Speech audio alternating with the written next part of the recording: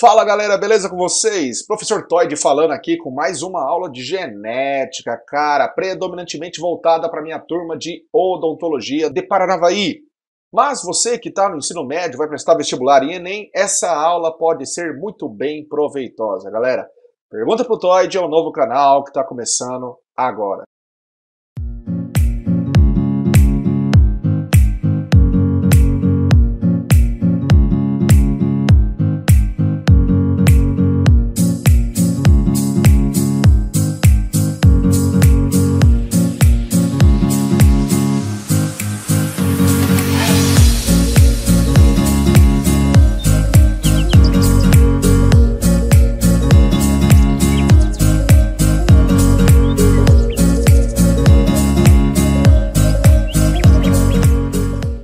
Muito bem, galera, a aula de agora é sobre fator RH, continuando ainda sobre tipagem sanguínea, né? Você já aprendeu comigo que existe o tipo A, o tipo B, AB, o tipo O, que na verdade é 0. Você aprendeu comigo também na outra aula que existe o falso O, que é o efeito Bombaim, né?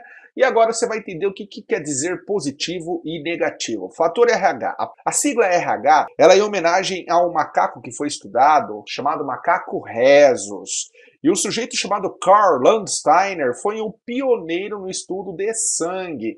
Parabéns a esse grande cientista que fez a sua diferença.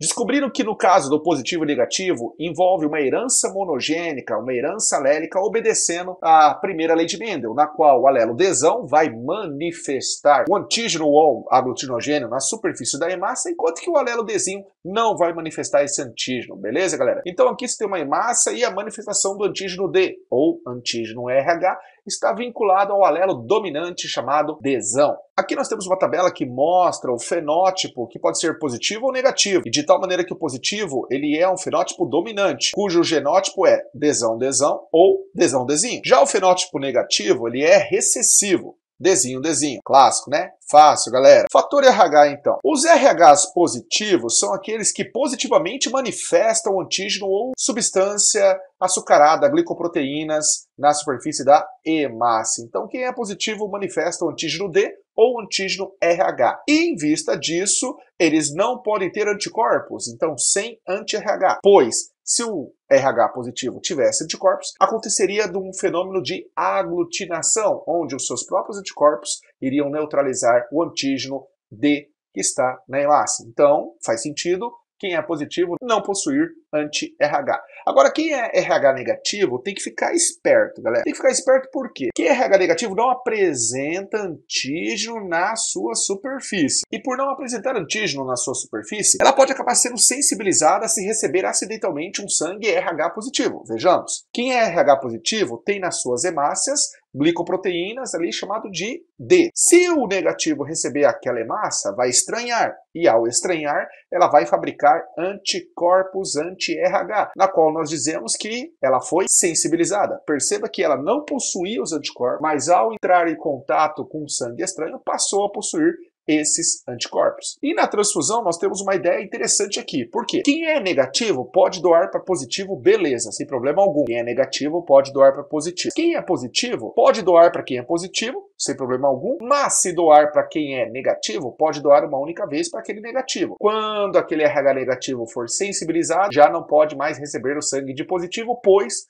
começa a fabricação dos anticorpos anti-RH. Aqui nós temos um exemplo bacana de transfusão. Perceba que pode haver uma transfusão numa primeira vez, ok? E aí, o cara do lado direito, que é o RH negativo, passa a fabricar anticorpos, pois ele foi sensibilizado. Se um segundo evento acontecer de receber sangue, galera, já era. Porque com os anticorpos, então, formados, ele vai atacar o antígeno D, aglutinando, bloqueando e levando o receptor à morte, ou correndo risco de morte. Existe uma doença chamada doença hemolítica do recém-nascido. Envolve grávidas, envolve bebê. Galera, é uma doença também conhecida por eritroblastose fetal, cuja mãe é RH negativa e o pai e o filho são RHs positivos. O filho, no caso, ele vai ser heterozigoto, desão-desinho, e a mãe vai ser homozigoto recessiva, desinho-desinho. A mãe é negativa, o filho é positivo. Numa primeira gestação não há problemas, pois existe uma barreira que impede a mistura do sangue do bebê com o da mãe. Barreira essa chamada de barreira hematoplacentária. Só que na hora do parto, gente, não há o que fazer. Existe, nem que seja um pouco, a mistura do sangue do primeiro filho com o da mãe. E a mãe, que é negativa, ao reconhecer o filho, o sangue do filho, quer dizer, como positivo, passa a ser sensibilizada e manifestar anticorpos. O segundo filho, se ele for RH positivo, ele vai pagar o preço. E qual é o preço? Os anticorpos que a mãe foi sensibilizada, oriunda da primeira gestação, vão atravessar essa barreira e atacar o segundo filho, aglutinando as hemácias do segundo filho, levando a uma hipoxia, levando à formação de coágulos e tendo consequências muito sérias no segundo filho, podendo levá-lo à morte, a óbito. Mas, galera, a medicina avançou tanto que, ao descobrir que a mãe é negativa, o ginecologista prepara uma injeção contendo anticorpos anti-RH que aplica na mãe após o nascimento do primeiro filho, em um período máximo de 72 horas. Nesse período, aplica-se a injeção, bloqueia as hemácias do bebê no ventre materno e a mãe não tem contato, não é sensibilizada. Uma injeção chamada anti-RH. É isso aí, pessoal. Vou ficando por aqui. Um grande abraço, um grande beijo para vocês. Estudem e boa prova. Tchau, galera.